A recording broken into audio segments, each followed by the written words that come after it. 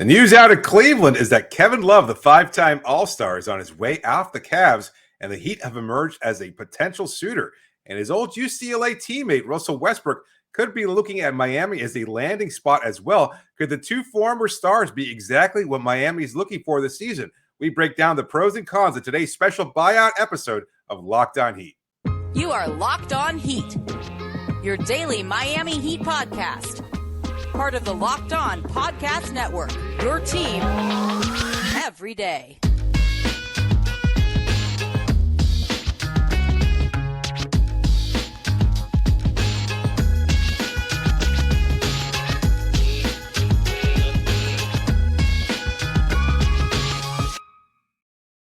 All right, welcome to Locked On Heat, your daily podcast on the Miami Heat. I'm Wes Goldberg here with David Ramil. However you might be tuning in on YouTube, Odyssey, or your favorite podcast app, thanks so much for making Locked On Heat your first listen every day. Today's episode is brought to you by FanDuel Sportsbook, official sportsbook of Locked On. Make every moment more. Visit FanDuel.com/LockedOn today to get started. David, we've got some exciting news that we're breaking down this morning. Overnight, Shams Charania of The Athletic reporting that the Cleveland Cavaliers and Kevin Love are working towards a buyout that would put Kevin Love on the market as a free agent and lists one team as a potential suitor for Kevin Love, and that team, of course, is the Miami Heat. Now, some reporting since then indicating that that Kevin Love could have some other offers from maybe some teams in California, LA, San Francisco, something like that. But it feels like Kevin Love wouldn't negotiate a buyout with the Cleveland Cavaliers, leaving some money on the table, if he didn't have some sort of understanding that there was a landing spot already out there, okay? And so Miami makes a lot of sense for that, not just because they've been active in their pursuit for another front court player, but also because they have quite a bit of money that they can offer him. After trading Dwayne Dedmon, they can offer a little bit more than $4 million of what's left of their mid-level exception. They have $4+ million worth of a biannual exception that they could use as well. So they got some options there. So they're not just relegated to offering the minimum. So that also could be helpful for Kevin Love. We're going to break everything down. We're going to talk about Russell Westbrook too, and maybe a potential partnership of Kevin Love and Russell Westbrook coming to Miami. But your thoughts on Kevin Love in Miami potentially? Well, a couple other things to add to that. Also, one, Kevin Love wants an increased playing role. He'd kind of fallen out of the rotation as the Cavs continue to go younger with Evan Mobley and Jared Allen. They've got a good bench there, and Love had always had an understanding with Bernie Bickerstaff there. And, I think he kind of just realized that there was an opportunity for him to play elsewhere. And something that you pointed out, and I think others have as well, that there's a pretty strong connection between the Miami Heat front office and the agency that represents Love, XL Sports. A number of Heat players already members of the XL team. Yep. Kevin Love is a part of that group, as well as Russell Westbrook, who we'll talk about in the next segment. So there is a lot there to tie Love to Miami. There is, and let's dig into that just a little bit, because I do think it's been overstated about how people view agents and how and agencies and how they work with teams. And I think a lot of that is due with how the Lakers handle Clutch, and basically how Clutch runs the Lakers, and then the partnership between CAA and the New York Knicks.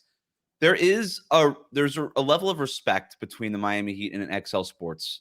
XL Sports has an office in Miami. They have offices in LA and New York also, but they have an office in Miami, and they partner with quite a few pro basketball development programs here over the summer. One that we know, Hoop School, run by Andrew Morin, is an Excel partner, and the Heat and partner with them as well. And there's a close relationship there. I think it's a relationship of respect. I think the Heat respect how it is that Excel does business, and I think Excel respects how the Miami Heat do business. So it's not like these two are in cahoots the way that maybe people think that Clutch and the Lakers and CAA and the Knicks are. They're not tied together, not going to bed together at the end of the night. But I think that there is a certain level of respect. And that in that regard, it is helpful, right? Like I said, all this stuff is back-channeled anyway. We know how this works. Kevin Love is not going to negotiate a buyout with the Cleveland Cavaliers if he doesn't know that he's got at least one suitor, if not a few suitors, ready to pay him, and so that he could play, to your point, give him some playing time. So all this stuff is happening in the background, which is why somebody like Shams Charania could say the Miami Heat are a potential landing spot. And so this stuff is real, is basically what we're getting at. This is a very real thing. But I don't think that XL is directing Kevin Love to the Miami Heat the way that some people thought that Anthony Davis was directed to the Lakers or something like that. Yeah, to that point, I would say, Miami's front office could be very upfront about whatever they plan on doing with Kevin Love, both this season and perhaps even beyond this. So they could be talking about, look, we could be talking about a multi-year contract that we're willing to negotiate with your client. And that's the kind of thing that appeals to Kevin and also appeals to XL Sports. So which is something you could do with that mid-level exception that I was talking about earlier. It doesn't have to just be for 1 year. You could do 2 years on that. Kevin Love is 34 years old. He's a year removed from being in the Sixth Man of the Year race, right? Our friend John Hollinger over at The Athletic went Kevin Love over Tyler Herro for Sixth Man last year because yay points. And I guess Kevin Love just didn't score enough points. And in John Hollinger's eyes, that was a better thing. Jokes aside, he legitimately deserved to be in the Sixth Man of the Year conversation last year. And earlier this year, to start the season, was playing at that level. And then he had the stress fracture in his thumb in November and had to sit out a number of games and things like that. And then by the time he returned, the Cavaliers were rolling and they were trying to direct their minutes towards younger players. Obviously, Evan Mobley and Jarrett Allen are the starters in that front court there.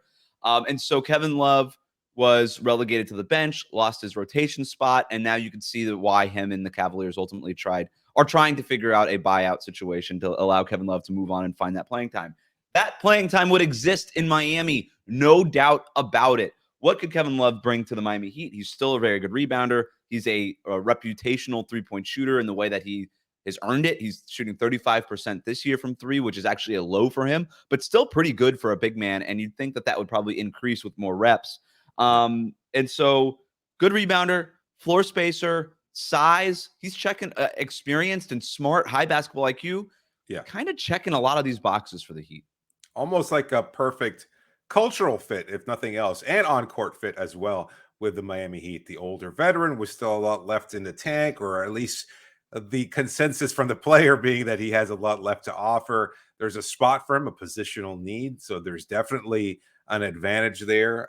He can space the floor, as you said, championship experience, familiarity with Kyle Lowry, with Jimmy Butler from their Olympic experiences. It just seems like it's almost premeditated that Love would be a really nice addition in Miami. And we could debate exactly how impactful he'll be, but in terms of his rebounding, his size, his comfort level with playoff challenges and things of that sort. And Miami is, there's no denying it. As many people as want to comment to us that the Heat should look to blow up the group, they're not going to do that. They're all in on this season. They want to make a playoff push. Well, they can't do it anymore anyway, so you might as well. I mean, the trade deadline's gone.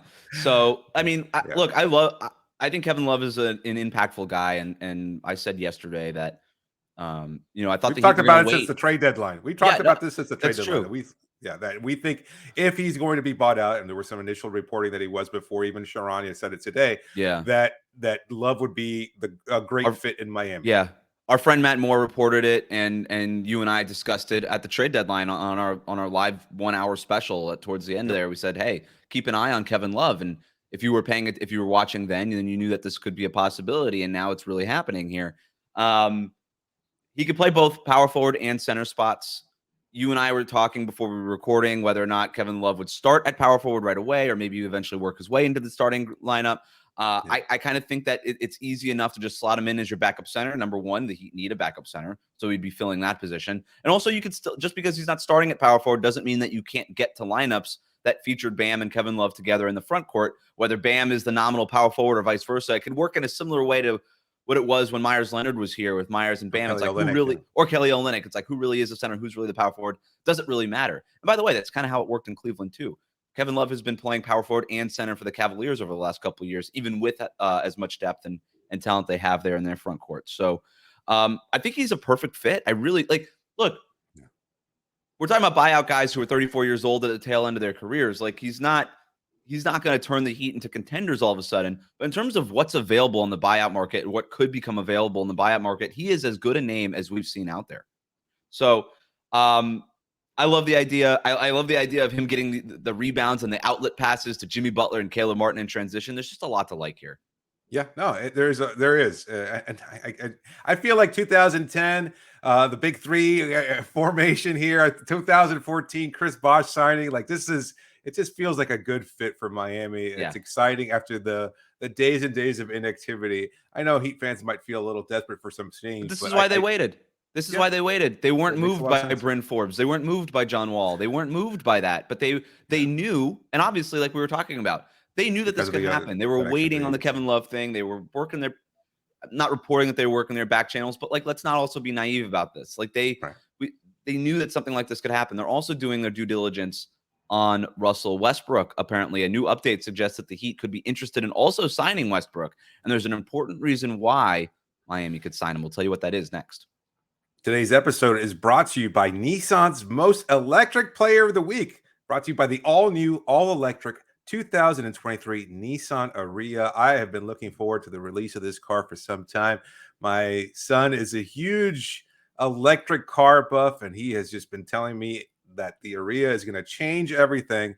And I think it just looks like a great car. I've seen one model out on the streets yet. It's been slowly released out into the wide market, and I think it's going to be a game changer. And I think the electric player of the week, just like the game changer of the Ariya, is Bam Adebayo. Just had a big night against the Brooklyn Nets in an unfortunate loss. 24 points, 13 rebounds, 6 assists, but he's maintained those statistics all week long. He is the electric player of the week. What was his weekly stats there, Wes? I know you had 21.5 points, 7.5 rebounds, 4 assists, also a steal and 1.5 blocks for Bam Adebayo, which is pretty high for him. He does it all, just like the Ariya. It's brilliantly fierce, fiercely elegant, stunningly powerful. And look, it looks really cool. It's like a smaller, it's kind of a cross between the Rogue and the Murano, but again, an electric vehicle. Great mileage, great charge. Can go for long road trips or short trips around the city. If you want to be the kind of person that wants to impress people with your new car, the Ariya is definitely the way to go. It's a 2023 Nissan Ariya. Packs pin to your seat power and premium intelligence all in one EV. The all-new, all-electric 2023 Nissan Ariya, the EV for people who love to drive. Shop now at nissanusa.com.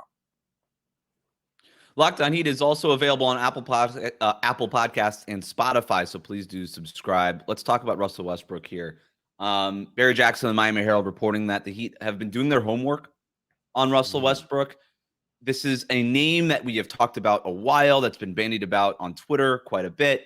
And just like Russell Westbrook, other sources too, just to piggyback on that, saying that he's reached out to Chicago, Washington, the Clippers, and the Heat also about a potential deal there. So there's Adrian Wojnarowski last night during the broadcast too. So Chicago, the Clippers, Washington would be interesting. By all accounts, the Wizards loved Russell Westbrook, but they just and vice versa. Oh, you're going to give us all this stuff for Russell Westbrook? Then yeah, and vice versa. So look, this is not like Kevin Love where it was basically one name in the first paragraph, and that was the Miami Heat. With Russell Westbrook, there might be some options here. The other option too is he might just play out the rest of his contract with Utah and just reevaluate stuff in the offseason, which you can obviously do as well, because he has not been officially bought out. But the fact that the Miami Heat keep coming up and that they're doing their homework on Russell Westbrook to see if he would be a fit in that locker room, a fit on the court, and all these things.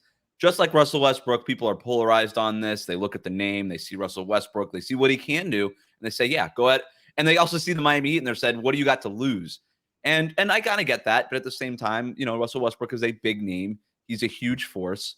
The word distraction is not fair because he's not. No. But never been a problem in the locker room. Never been a problem in the locker room. But it is a big story that would take over whatever team that he would go to for quite a while. How are you going to use Russell Westbrook? Are you going to start him? Are you going to bench him? Is he okay with that? Whichever role it is. Do you plan on re-signing him long term? All these things are stuff that any front office is going to have to consider when you bring in a star the way that Russell Westbrook is a star, in that he is a celebrity. He's a basketball celebrity that garners a lot of attention. And like I said, a lot of debate, right? And so you and I are going to debate that right now. Russell Westbrook's fit. We talked about it briefly here and there, but I think it's worth exploring a little bit more now in depth, given the recent reporting around it, and that it's a possibility here that the Heat end up getting Russell Westbrook. A big part of this is what happens with Kyle Lowry. That's the first thing, and I think it's what Miami is primarily considering right now. If Kyle Lowry is not going to come back to the team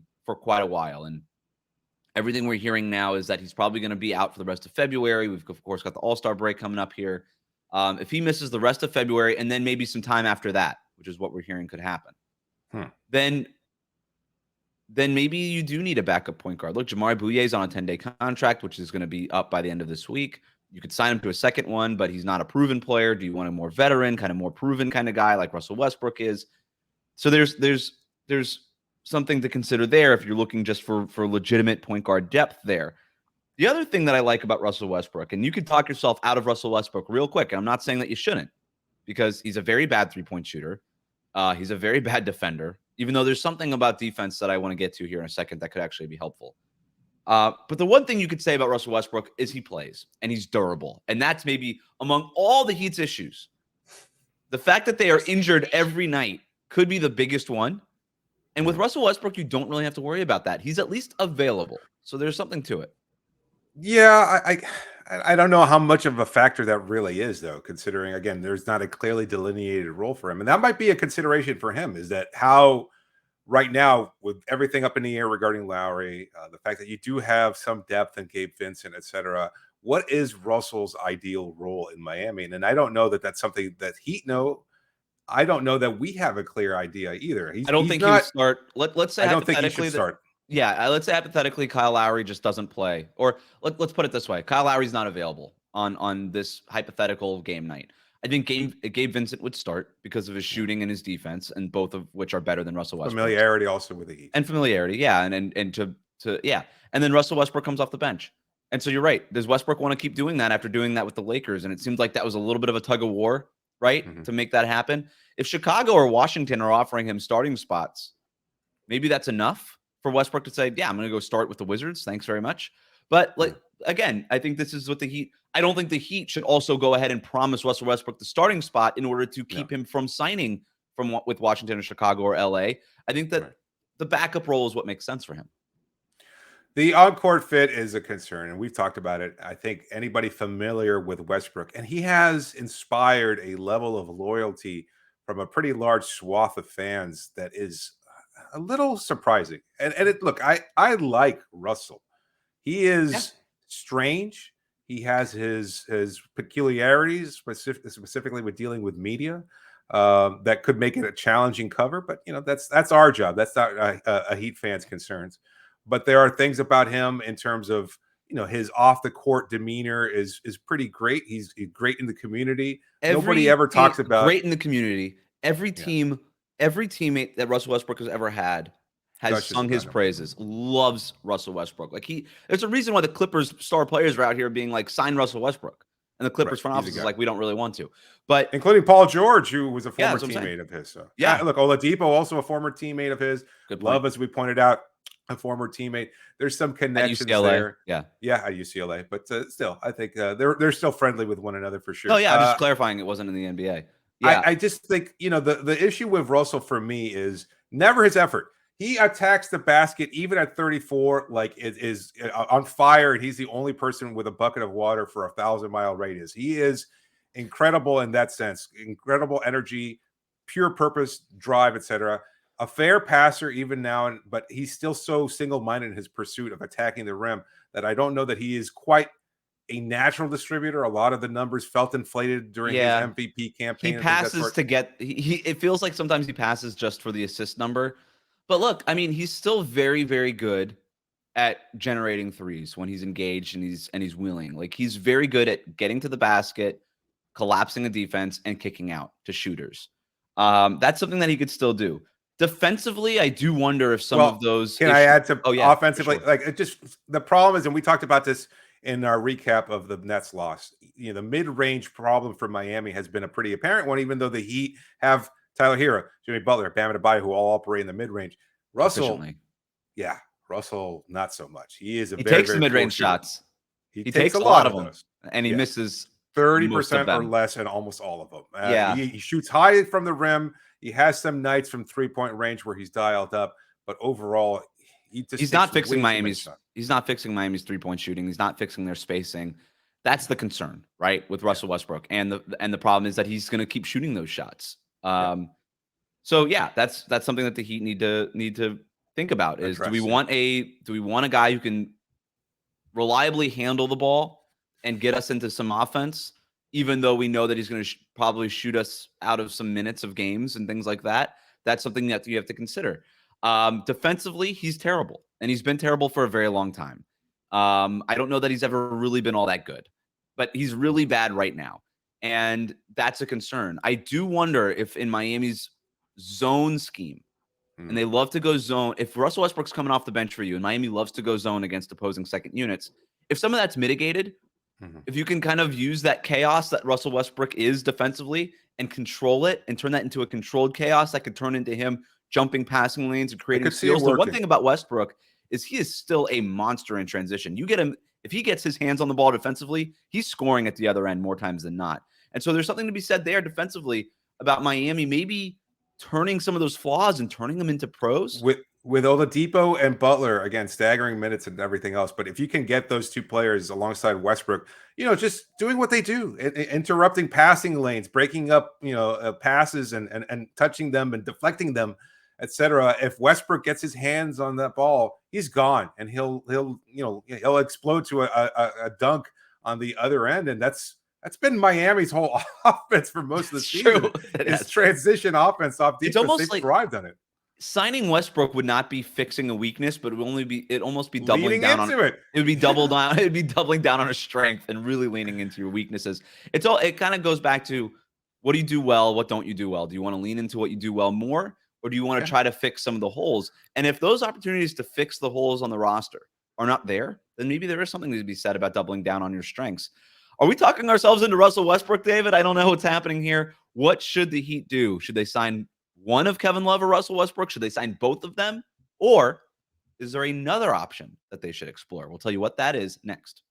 Today's episode is brought to you by Built Bar. If you're looking for a delicious treat but don't want all of the fat and calories, then you've got to try a Built Bar. Just got through the holidays. Look, I know it's late February already, but still, if you're still sticking strong with your resolution and you need a snack to help fuel your workouts or help get you through your day, but you don't want those calories and trying to lay off some of the sugars and fat, then Built Bar is the one for you, because Built is actually healthy and tasty. Seriously, they're so delicious, you won't think they're good for you, but they're perfect for maintaining the New Year's resolution or just trying to eat healthily in general. What makes Built Bar so good? Well, for starters, they're all covered in 100% real chocolate. That's right, real chocolate. And they come in unbelievable flavors like churro, peanut butter brownie, and coconut almond. I'm not sure how Built does. I don't think anybody really does except for the people at Built. But those bars taste like a candy bar while maintaining amazing macros. And what's even better is they're healthy, only 130 calories and 4 grams of sugar with a whopping 17 grams of protein. And now you don't need to wait around to get a box. For years, we've been talking about ordering Built bars by going to Built.com. But now you can also get them at your local Walmart or Sam's Club. That's right. Head to your nearest Walmart today, walk to the pharmacy section, and grab yourself a box of Built bars.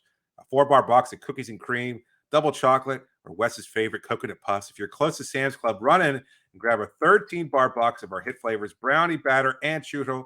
You can thank me later. Make sure to also go to Built.com. Reach Locked On Heat on Twitter, Instagram, email us, lockedonheat@gmail.com. So the Heat have 2 roster spots available. Let's say Jamari Bouyer's contract, this 10-day deal is going to expire at the end of the week. They have some options now, right? If Kevin Love is out there and available and ends up negotiating this buyout, that's obviously going to be option 1A. I think that's pretty fair to say at this point, David. Like, if he's available and he wants to sign with Miami, that's going to happen. Yes. Okay. If for no other reason that you don't want another contender or another team in the Eastern Conference plucking him off the free agent market. So, yeah. Yeah, and I think, the Heat would be first in line, and then you see where it goes. So let's say that's priority number 1. You go there, and then you hopefully you sign Kevin Love. What do you do next? Because you also have that 15th roster spot. It depends on how they go about signing Kevin Love. Does he sign for the minimum and he's cool? Well, you make it seem like it's a foregone conclusion. I mean, are we done with the debate about whether or not Love is the best fit for Miami, or at least the bestest fit for Miami? Of all the options that are available, Kevin Love is at the top of my list now. Yeah. Okay. I don't know. It's not a foregone conclusion that he's coming to Miami, but if you're the Heat, he's number 1 on your board, right? Are you there? I would assume that he has to be. Yes. Yeah. Okay. Assume. All right. And like we said, there's no other, whatever. If you're Kevin Love, you negotiate this buyout in part thinking that Miami is a logical landing spot. So So there's that. Then there's the Russell Westbrook thing. You mentioned before that they played together at UCLA. There's been stuff. It's not recent stuff, but like, I don't know, like 4, 5, 6 years ago, Westbrook and Kevin Love would like to play together again. All this kind of stuff based on their days in college together. Does this get you excited? At least Kevin Love and Russell Westbrook both coming to Miami, playing together, forming maybe a bench unit that could be, at least on paper, a good fit. Kevin Love, we know Russell Westbrook cannot space the floor. Kevin Love can. If you're playing him at your 5 and Russell Westbrook at the point guard position, there's a natural sort of pick and pop chemistry there that could sort of be the identity now of a bench that has not really had an identity all season long. And at the very least, you can rely on that night in and night out. The Heat, for all of their faults, and there are many of them, are also still one of the worst benches in the NBA.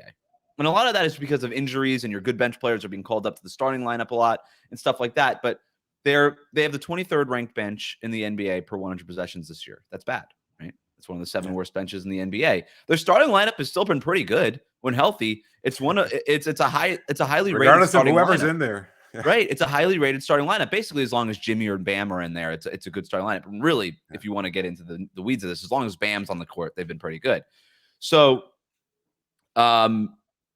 this would at least address that. I don't know that it would fix it, but it would at least address that concern. Yeah. What do you think? No more undrafted players, right? I mean, all of a sudden now you have 2 top 5 picks. I mean, plenty of other undrafted players on the roster, but 2 top 5 picks coming in there, bolstering the overall talent level, albeit somewhat older and not in their prime. I as a reporter, it feels like a new dynamic to a team that sorely needs a boost. I think this year has been a real slog for the team. It's just an exhausting process because every game is so much more difficult than it has to be by virtue of the talent level, the identity of this group in general, and I think also partly by design. Like, they just want to drag your team. You score 115 points a night, not against Miami. You're looking at 101, 102. You know, that's just the nature of this group. Is they're really good defensively. They slow things down. They have a very slow pace. That's been the case for, I don't know, 20 years now. It seems it's also boring. Yeah, and it's also a little difficult for fans to watch. I think you're going to see very, very different dynamic with Love and Westbrook as part of this group. And I think they add off the court excitement. They add on the court excitement. It's just a different attitude. There's think if they both said about that.